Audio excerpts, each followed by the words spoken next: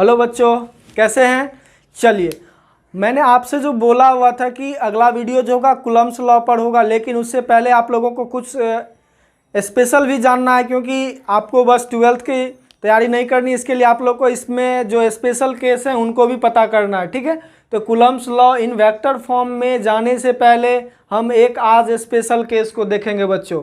ठीक है, बहुत ही आसान स्पेशल केस है और आप उस स्पेशल केस को समझिएगा तो आपको इनसे रिलेटेड क्वेश्चन जो आएंगे वो आपको बनाने में काफ़ी सहूलियत होगी। तो ठीक है, तो आज का जो स्पेशल केस है और आशा करते हैं कि आपको यह क्वेश्चन और यह डेरिवेशन आपको बहुत अच्छा लगे। तो इससे पहले, इसको बनाने से पहले मैं आप लोगों से एक बात और कहना चाहता हूं कि मैंने आपसे एक सवाल दिया था, लेकिन आप लोगों ने उस सवाल का आंसर हमको कमेंट बॉक्स में नहीं दिए हैं, इसीलिए आप लोग से फिर रिक्वेस्ट है कि आप लोग उस सवाल को बनाएं और कमेंट बॉक्स में उसका आंसर ज़रूर दें। ठीक है, तो आज मेरा ये जो स्पेशल क्लास का जो स्पेशल थ्योरी है, ठीक है, इससे रिलेटेड क्वेश्चन जो आपको मिलेंगे, ठीक है, तो उसको सॉल्व करने में बहुत ही आसानी होगी बच्चों। ठीक है, तो आज हम इस स्पेशल केस को देखते हैं।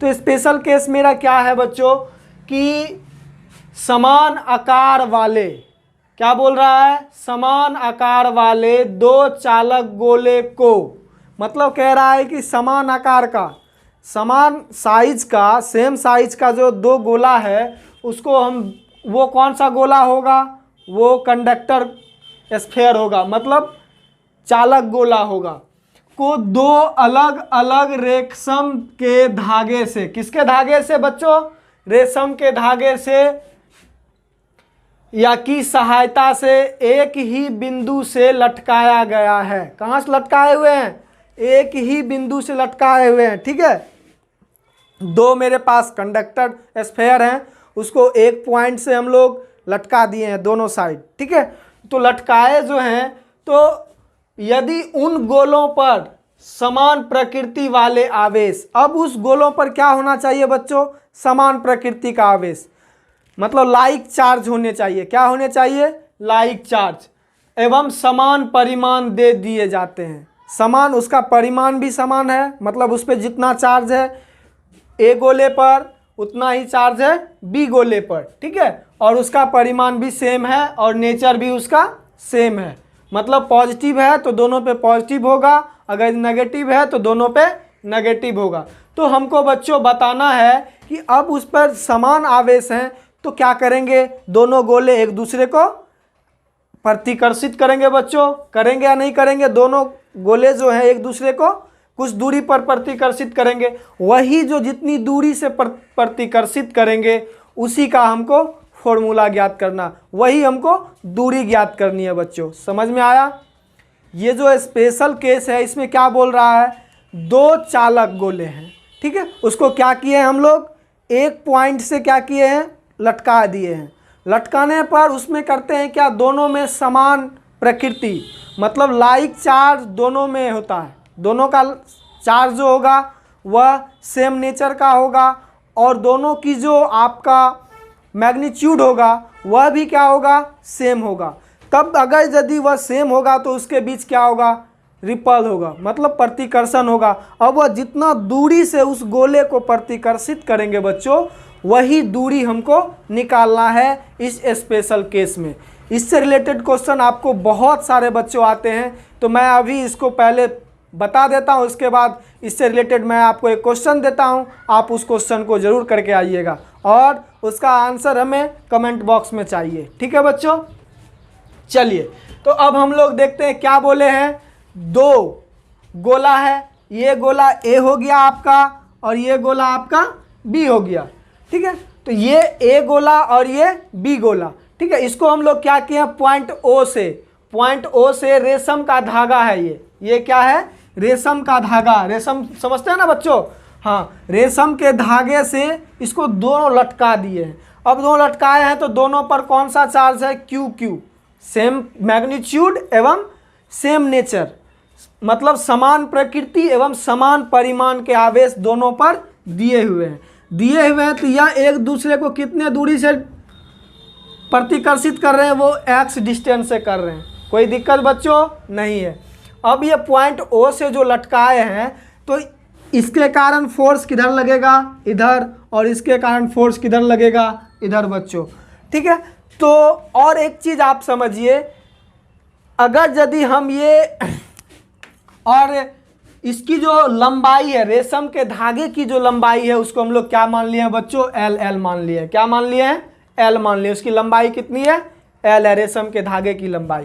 तो अच्छा बताइए, अगर यदि आप 11th में पढ़े हैं तो उसमें क्या दिया हुआ था बच्चों कि अगर यदि किसी रस्सी से या धागे से अगर यदि हम किसी वस्तु को लटकाते हैं तो धागे में कौन सा बल लगता है बच्चों, उसको तनाव बल बोलते हैं, जिसको इंग्लिश में क्या बोलते हैं, टेंशन। क्या बोलते हैं बच्चों, इनके बीच टेंशन लगेगा। क्या लगेगा, टेंशन लगेगा। ठीक है, अब ये टेंशन लगेगा तो इनका तो वेट है बच्चों, वेट है। वेट किसके कारण होता है बच्चों, 11th में पढ़े होंगे, mg, मतलब mass into acceleration due to gravity. ठीक है, मास इंटू यानी द्रव्यमान गुना गुरुत्वीय त्वरण। ठीक है, उसके कारण इसका वेट होगा। और देखिए, इसका हम लोग कंपोनेंट बांटने के लिए आपको बताए थे बच्चों। अगर नहीं बांटना सीखे हैं तो 11th का क्लास देखिए, आपको ज़रूर वहाँ मिल जाएगा। तो इसमें जो है इसको कंपोनेंट बांटते हैं। वर्टिकली में क्या होता है, कॉस, हॉरिजॉन्टली में क्या होता है, साइन। इसको हम लोग थीटा के टर्म में मानते हैं। ये टेंशन, क्योंकि यह हमें अभी कोई एक्सिस में नहीं दिया हुआ, इसको हमको एक्सिस में लाना है। कहाँ लाना है बच्चों, एक्सिस में। एक्सिस में लाएंगे तो यह हो जाएगा, ऊपर जो उदग्र होता है यानी वर्टिकली में जो होगा वह क्या होगा, कॉस होगा, और जो हॉरिजॉन्टली में होता है वह माइनस होगा बच्चों। सॉरी, माइनस नहीं, साइन होगा। ऊपर cos, horizontally minus, sorry sine. ठीक है, वो जो दो कंपोनेंट लेते हैं बच्चों, उसमें जो हॉरिजॉन्टली होता है वो साइन लेते हैं और वर्टिकली को क्या लेते हैं, कॉस लेते हैं। ठीक है, तो वो हम इसको दो कंपोनेंट में बांट दिए। पहला हो गया कौन, टी कॉस थीटा, और दूसरा कौन हो गया, टी साइन थीटा। ठीक है, ये टी साइन थीटा हो गया आपका। चलिए, यहाँ तक तो समझ में आ गया आपको बच्चों। अब देखते हैं हम लोग, अब हम इसमें थोड़ा सा एक और चीज़ कंसीडर कर लेते हैं कि पॉइंट ओ से किस पर, वो जितने डिस्टेंस वहाँ से एक हम लंब डाल दिए हैं, वो भी किससे, मिड पॉइंट से। कहाँ से, मिड पॉइंट से, इसके मध्य बिंदु से। ठीक है, तो इसका डिस्टेंस क्या हो जाएगा, x/2, और इसका भी डिस्टेंस x/2। समझ में आया, इसका डिस्टेंस x/2 क्यों हुआ, क्योंकि इसके मिड पॉइंट पर हम लोग क्या लिए हैं, एक पॉइंट लिए जहाँ से हम लोग क्या दे दिए हैं, एक लंब खींच लिए हैं। ओ पॉइंट पर एक हम लोग परपेंडिकुलर बाइसेक्टर दे दिए हैं। अब हम इसका डेरिवेशन देखते हैं। आपको फिगर अगर यदि समझ में नहीं आया है बच्चों तो फिर से मैं एक बार इसको बोल देता हूँ कि दो गोले हैं ए और बी, उस पर जो है सेम नेचर एवं सेम मैग्नीट्यूड का क्या है, आवेश है, चार्ज है, और वह एल लंबाई के रेशम धागे से लटकाया गया है। ठीक है, दोनों की लेंथ कितनी है रेशम धागे की, एल है। अब धागे में क्या होता है बच्चों, टेंशन होता है। टेंशन के कारण यह इस पर बल लगता है जिसको टेंशन बोलते हैं, और इसका जो वेट होगा वह किसके कारण होगा, mg के कारण होगा। और mg और फोर्स इसके कारण इधर लगेगा बच्चों, लग रहा है ना, क्योंकि ये प्रतिकर्षण है तो यह इसके कारण इधर फोर्स लगाएगा और इसके कारण ये फोर्स इधर लगाएगा बच्चों। और यहाँ पर इसका डिस्टेंस मान लेते हैं x है, और यहाँ पर एक मिड पॉइंट से हम लोग क्या किए हैं, परपेंडिकुलर बाइसेक्टर ले लिए हैं एक रेखाखंड को। ठीक है, ठीक है, कोई बच्चों नहीं। तो देखिए, इसमें जो m जो है, m स्फेयर ऑफ मास, मतलब स्फेयर का मास है, मतलब गोले का मास है, वो m है। दोनों का परिमाण तो बोले थे सेम है बच्चों, तो m जो होगा दोनों का क्या होगा, सेम होगा। इसीलिए हम लोग m इज इक्वल टू क्या ले लिए, स्फेयर ऑफ मास। और q भी तो दोनों पर सेम है, आपको बोले थे समान प्रकृति एवं समान मैग्नीट्यूड।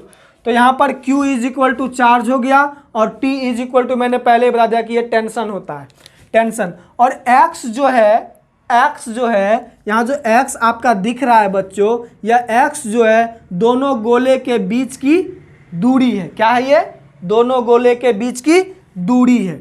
और l जो है धागे की लंबाई है। वो l जो है किस धागे की लंबाई है बच्चों, रेशम के धागे की, जिसकी सहायता से हम लोग दोनों गोले को लटकाए हुए हैं। ठीक है, और F इज इक्वल टू दोनों के बीच लगने वाला फोर्स है, दोनों के बीच दोनों गोले के बीच लगने वाला फोर्स है। ये इस पर फोर्स लगा रहा और ये इस पर फोर्स लगा रहा है, क्योंकि सेम नेचर है तो इसीलिए रिपल्सन होगा। रिपल्सन के कारण इसका फोर्स इधर और इसका फोर्स उधर होगा बच्चों, कोई दिक्कत नहीं। नाउ अब हम लोग देखते हैं ये एक दूसरे को क्या करेंगे, ये जितना ये नीचे लगाएगा उतना ही ये ऊपर लगाएगा बच्चों। जितना बल ये नीचे लगाएगा उतना ही बल ये ऊपर लगाएगा, मतलब इसके इज इक्वल टू mg होगा। मतलब t sin theta is equal to F होगा। ये कहाँ से होगा, ये आपका इधर जा रहा है, ठीक है। t sin theta is equal to F. आपने न्यूटन्स थर्ड लॉ पढ़े होंगे बच्चों। न्यूटन्स थर्ड लॉ में क्या बोलता है कि प्रत्येक क्रिया की एक विपरीत प्रतिक्रिया होती है। तो प्रत्येक क्रिया कौन सा हो रहा है, एफ। इसका जस्ट विपरीत प्रतिक्रिया कौन हो रहा है, टी साइन थीटा, क्योंकि इधर होगा टी साइन थीटा। तो यहाँ पर दोनों का इक्वल होता है, तो यहाँ T sine theta is equal to F और यहाँ पर ऊपर नीचे T cos theta is equal to mg। समझ में आया ये। अब हमको क्या करना है बच्चों, इक्वेशन 1 को इक्वेशन 2 से भाग दे देंगे। जैसे हम भाग देंगे तो मेरे पास क्या आएगा, T sine theta bye T cos theta. समझ में आ रहा है ना। अगर यदि प्रॉब्लम है तो बताइए।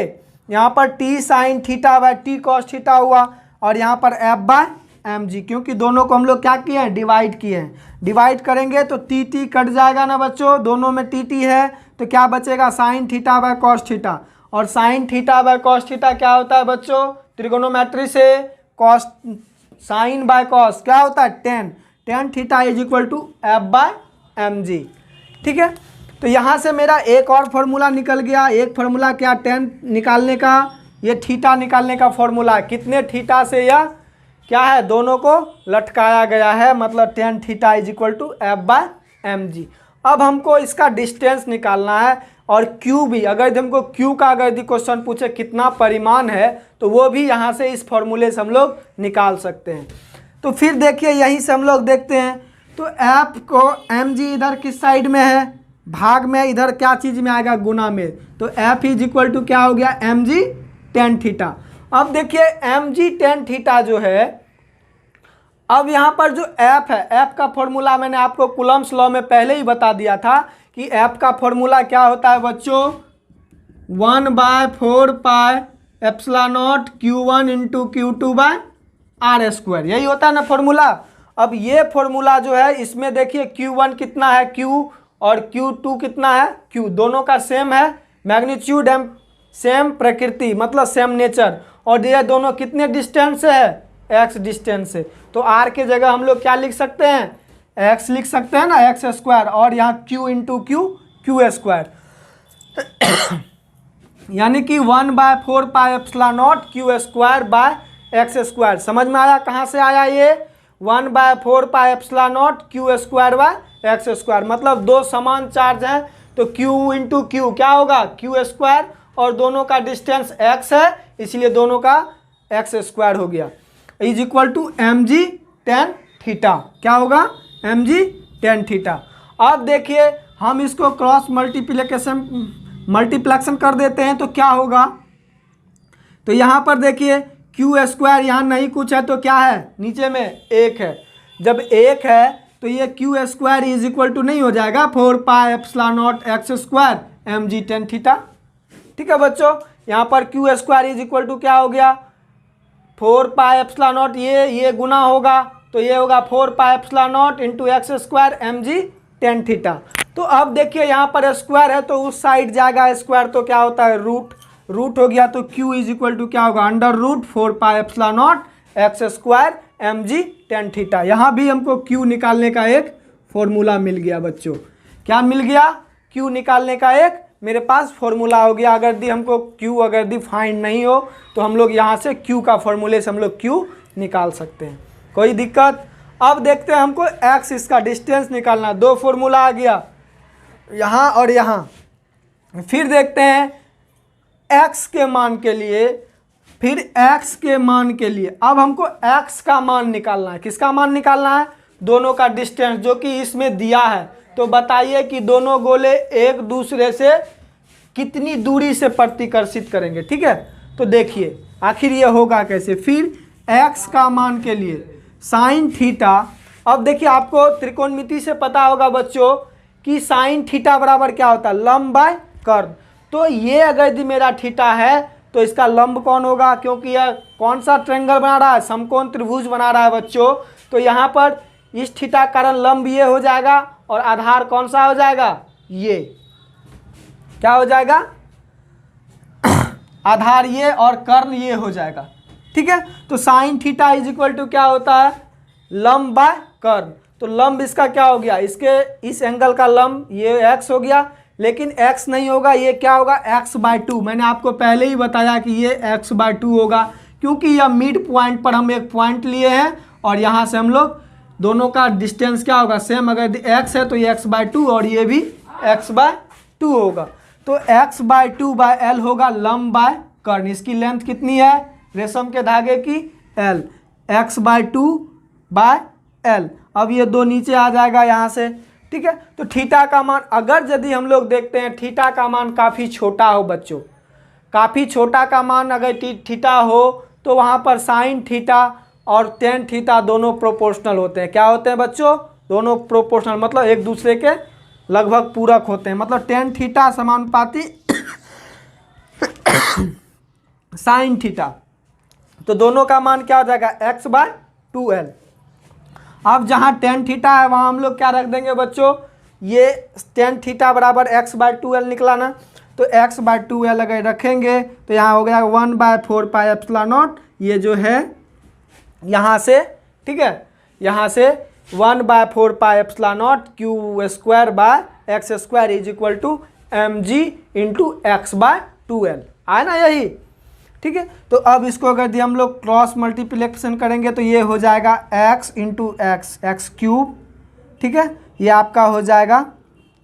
अगर इसका हम लोग अच्छे तरीके से करें तो ये देखिए क्या हो जाएगा, q² into 2l is equal to क्या होगा, mg x इंटू x² 4πε0, ये होगा ना।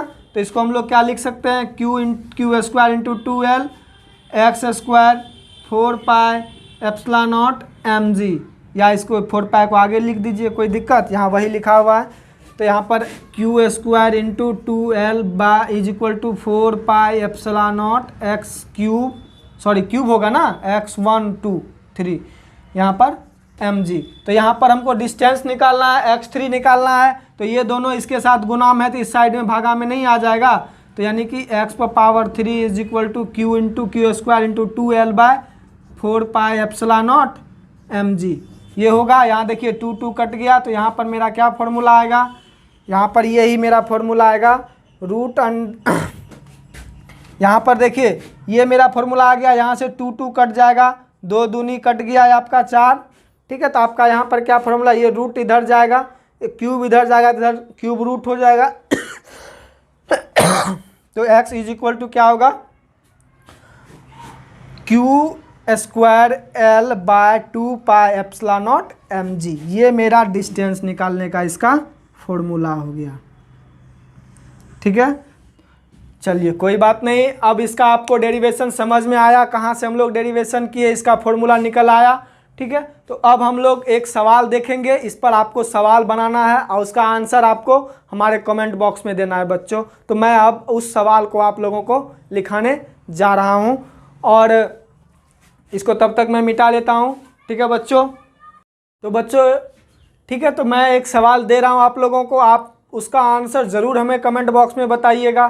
ठीक है, तो जितने भी सवाल मैं आपको दे रहा हूँ वो बहुत ही ज़्यादा इम्पोर्टेंट क्वेश्चन है आपके नज़र से या बोर्ड की नज़र से या हमारे नज़र से, तीनों के नज़र से वो बहुत ही इम्पोर्टेंट क्वेश्चन है। तो वो क्वेश्चन जो है उसी से रिलेटेड मैंने आपको जो अभी डेरिवेशन बताया, स्पेशल केस जो अभी मैंने बताया, उसी पर यह क्वेश्चन डिपेंड है। अगर यदि आपको ऐसा क्वेश्चन कहीं मिल रहा है तो आपको वह उस तरीके से बनाना होगा जो मैंने अभी डेरिवेशन किया, जिसका अभी फॉर्मूला मैंने बताया। ठीक है, तो क्वेश्चन बोल रहा है कि 2 पाथ बॉल जिसका द्रव्यमान 0.2 ग्राम है। कहने का अर्थ है 2 पाथ बॉल है जिसका द्रव्यमान कितना है, 0.2 ग्राम। मतलब ये मत सोचिएगा कि एक का 0.2 ग्राम है, नहीं, दोनों का भी नहीं, दोनों का सेम इतना इतना ग्राम है। कहने का अर्थ है कि दोनों पाथ बॉल जो है उसका प्रत्येक का द्रव्यमान कितना है 0.1 ग्राम, ये प्रथम का भी और दूसरा का भी कितना है 0.2 ग्राम। इसका भी कितना, पहले का जैसे ए का कितना हो गया, ए गोले का मास 0.2 ग्राम और बी गोले का भी क्या हो गया 0.2 ग्राम। दोनों गोले का मास कितना है 0.2 ग्राम, इसका भी 0.2 ग्राम। ठीक है, और प्रत्येक को कितने सेंटीमीटर से, प्रत्येक को वो जो रेशम के धागे की लंबाई है वो 50 सेंटीमीटर है बच्चों। कितने हैं 50 सेंटीमीटर की रेशम की धागे से उसको क्या किया गया है, एक ही बिंदु से लटकाया गया है। कहाँ से, धागे से एक ही बिंदु से लटकाया गया है, एक ही बिंदु धागे से लटकाया गया है। ठीक है, जब इन समान जब इन्हें समान आवेश दिया जाता है, क्या करते हैं बच्चों, उस दोनों गोले को हम लोग समान आवेश देते हैं। यही दोनों गोला जो है इसको हम लोग क्या करते हैं, समान आवेश देते हैं। ये ए हो गया, ये बी हो गया। ठीक है, और इसकी लेंथ कितनी है 50 सेंटीमीटर, ये भी आपका 50 सेंटीमीटर। ये डिस्टेंस मेरा अभी आगे क्वेश्चन में है कि जब इन्हें समान आवेश, इस पर भी कितना Q4 दे दिए हैं, इस पर भी Q4 दे दिए, मतलब समान आवेश है। ठीक है, तो बोल रहा है तब यह दोनों एक दूसरे को कितनी सेंटीमीटर से दूरी से प्रतिकर्षित करते हैं, 4 सेंटीमीटर की दूरी से ये एक दूसरे को प्रतिकर्षित करते हैं। मतलब ये डिस्टेंस हमको दे दिया है, ये कितना है 4 सेंटीमीटर। ठीक है, प्रतिकर्षित करते हैं, यानी कि सेम नेचर होगा तो वो प्रतिकर्षित करेगा ना, सेम। ठीक है, दोनों चार्ज का सेम नेचर होगा तो क्या होगा, एक दूसरे को प्रतिकर्षित करेंगे। तब दोनों पाथ बॉल पर आवेश की गणना ज्ञात करना है, आवेश की गणना करना मतलब Q का वैल्यू निकालना है, Q का वैल्यू क्या होगा। इसमें आपको सारा सब कुछ दे दिया है, लेकिन अगर आपको थोड़ा सा प्रॉब्लम होगी तो सिर्फ इस न्यूमेरिकल्स में आपको सिर्फ एक ही जगह प्रॉब्लम होगी, जहाँ पर हम लोग को फॉर्मूला है mg आता है, F इज इक्वल टू क्या आता है mg tan थीटा आता है ना बच्चों, F is equal to mg tan theta, या Q इज इक्वल टू क्या होता है √4 pi epsilon naught x square mg tan theta. यहाँ ये आता है फॉर्मूला बच्चों। अब यहाँ पर देखिए एक्स स्क्वायर तो आपको मालूम है ये है, और m इज इक्वल टू आपको भी मालूम है, दोनों का मास मालूम है, लेकिन g आपको मालूम नहीं है। आपको अगर यदि 11th में पढ़े होंगे एक्सलरेशन ड्यू टू ग्रेविटी हम कितने लेके बनाते हैं 9.8 लेके बनाते हैं। ठीक है बच्चों, तो g का वैल्यू क्या ले लेना है, g का वैल्यू ले लेंगे 9.8 मीटर प्रति सेकंड स्क्वायर। ठीक है, क्या ले लेंगे 9.8 मीटर प्रति सेकंड स्क्वायर या 9.8 मीटर पर सेकंड स्क्वायर, जो बोलिए, क्योंकि यह भी एक एक्सलरेशन है। अब ये क्या चीज़ इसको बोलेंगे, एक्सलरेशन ड्यू टू ग्रेविटी। आपने पढ़ा होगा गुरुत्वीय त्वरण, तो वहाँ पर इसका वैल्यू होता है। त्वरण का मात्रक आपको पता ही है मीटर प्रति सेकंड स्क्वायर होता है। तो आप इस सवाल को करके और हमें कमेंट बॉक्स में इसका आंसर ज़रूर निकालें, क्यू का वैल्यू, क्यू कितना होता है। ठीक है, क्यू इन दोनों में कितना, दोनों गोले पर क्यू चार्ज निकालना है, मतलब प्रत्येक गोले, एक गोले पर कितना है दूसरे गोले पर भी सेम ही होगा, मतलब एक गोले पे निकाल लीजिएगा दूसरा गोला पर भी सेम निकल ही जाएगा। तो यहाँ पर क्यू का हमको वैल्यू फाइंड करना है बच्चों। तो ठीक है, आप इस वीडियो को देखें, समझे। ठीक है, अब अगर यदि आपको जो सवाल मिला है उसको ज़रूर बनाइएगा, और इसको बनाने के बाद आप ऐसा कीजिएगा कि इसका आंसर हमें कमेंट बॉक्स में दे दीजिएगा। और यह वीडियो हम आप लोगों से बार बार कह रहे हैं कि इस वीडियो को ज़्यादा से ज़्यादा शेयर कीजिए, ताकि ज़रूरत जिन बच्चों को है उन बच्चों तक इस वीडियो को पहुंचाई जा सके। ठीक है, और हम लोग आपकी सेवा में, सेवा समझ रहे हैं ना, हम आपकी सेवा ही कर रहे हैं, आपकी सेवा में हमेशा तत्पर हैं, हमारी टीम आपके साथ है। इसी के साथ आज का क्लास यहीं ओवर करते हैं, मिलते हैं फिर अगली वीडियो में, तब तक के लिए बाय बाय।